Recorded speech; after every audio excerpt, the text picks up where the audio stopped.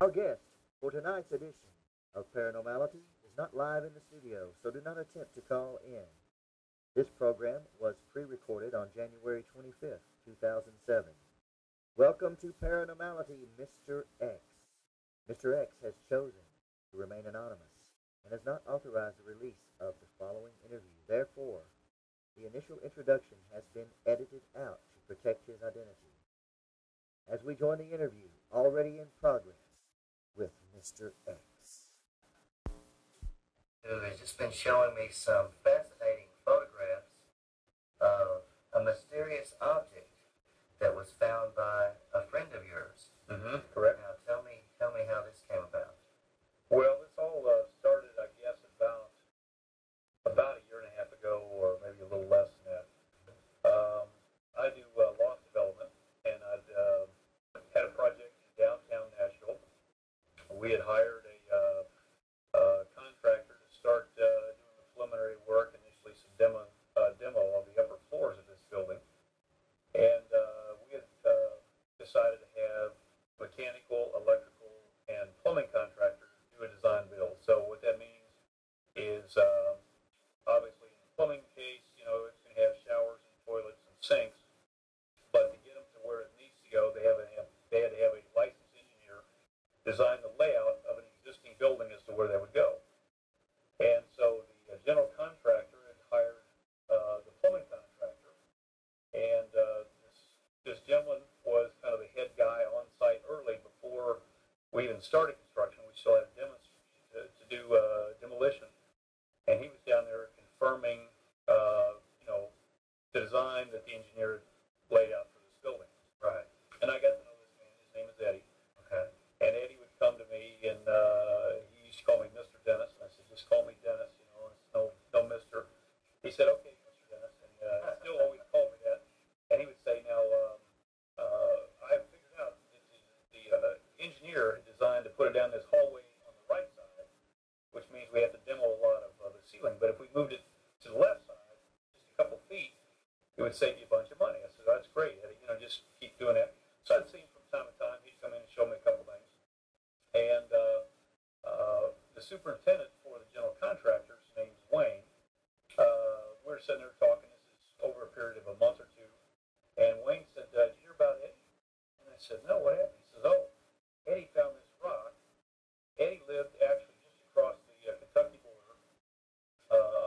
I guess around Franklin. I'm not even sure where he lives, but it's out in the country. Yeah. And he had found this rock, and the guys had offered him all this money. And I said, well, what do you mean, Wayne? I hadn't heard this. Eddie was over his brother, and I don't know if they had a bulldozer or a front end loader or whatever. They were filling in dirt in an old well. And when they were doing that, just for safety, an old well is dangerous if a kid falls in it or an animal or whatever. Sure. And when they were turning the soil over, they found this rock, and his brother-in-law said, throw that thing in the well. And he said, man, this looks kind of unusual. And they stopped and kind of looked at it, and his brother, I don't know his name, said, throw that thing in the well. He says, man, if you don't want it, I'll take it. He says, fine, I just don't want it in the yard. Right. So Eddie threw it in his pickup or whatever, and took it home after they finished filling the well in, kind of washed it off, and set it on his back patio. And this object, just for those listening, is about 18 or so inches at the longest point, about 7 or 8 inches tall, and it's generally kind of a square shape. It is stone, and it's kind of rounded on the longer end. So he washed it off and realized on this one side, once he got it nice and clean, that it had a bowl shape, and it would hold liquids or whatever. Yeah. So he put water in it and used it as a dog bowl. And so for the longest time, I referred to it as a dog bowl, and in a little bit I'll tell you what they offered for it, and you'll realize it was the most expensive dog bowl in the history of man. And so it's on his back patio, and he said he'd be out there and it'd be barbecued or something. Look at this thing, and goes, it's obviously not just a rock. I mean, this is somehow man-made or something important. So he told me, and I'm not from that part of Kentucky, but he told me that in the little town square, there's a jeweler that also has a museum or something, historical artifacts and stuff that he's collecting. So he called this guy and he said, bring it by, I'll do a little analysis, see if I can figure out what this is. You know?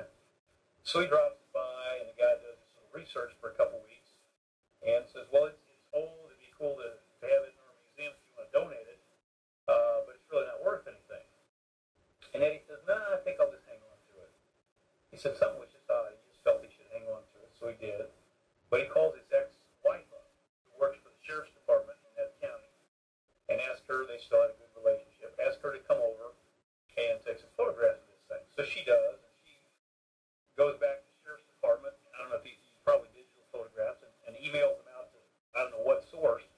And about 2 days later, two guys from the Smithsonian Institute show up, and they are trying to stay calm, but they're fairly excited, and they have Eddie sign his face document says it's his rock, but they want to do some analysis on it. They think it could be significant. They are already made up, or had made a stainless steel container specially designed to ship this rock back to D.C. This is in a period of about 2 days after they got the photographs. It might have been 3 days, but it was almost instant. And so, You don't know what particular type of site she sent the rock photos. I don't. Not yet. Kind of put them out on the internet. Yeah. Yeah, which, obviously the sheriff's department's got, entree into That's true. something else. So she was kind of, yeah.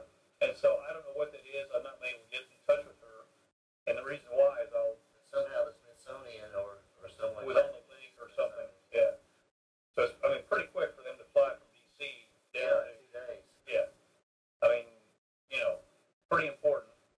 And so they take the rock. They have it for a couple of months. I don't know the details exactly because Eddie and I, as this thing starts progressing, the story gets more interesting. And so the details, I'm in the process of kind of going back and trying to fill in the blanks, only because I think at some point this needs to be put into a book. Right. And as you'll listen, It needs to be documented. it's pretty fascinating. And so This is one way we're documenting it on the paranormal. Exactly. So, anyway, what happens? They take the rock, they run a number of tests on this thing. Some of the things that they find is that the rock is over 12,000 years old. Okay. It is made up of minerals that's never been discovered on the Earth. They don't even know what. They know they're minerals, but they don't know what kind of minerals. Right. There's nothing else Did to the compare it to. Smithsonian people give him some sort of documentation of this? When they came back, they had run, according to them, $300,000 worth of tests. They had special satellite photos of all kinds of things in the area and other information. So they came back and said, here's the deal. We will offer you a price for the rock, and we will eat the cost of the $300,000. However, if you sell to some other source, you owe us $300,000 for all of our testing, and they gave him all this stuff. The price they offered him on the rock was $7.9 million. Well, that covers the 300,000. That does. And so Eddie came to me within a few days after that. He was still working, doing the plumbing layouts and confirming everything on What were they saying this object was that it was worth? They said it was a Paleo-Indian mortar bowl. Okay. And they said that this particular type of person, the Paleo-Indians, Right. which means basically pre-Indian, 12,000 years old, and I've not been able to clarify, but my understanding is it's 10,000 BC, because we're a couple thousand years after the death of Pratt, so it's 12,000 years old. So Right. it's in that range. So if you do some research,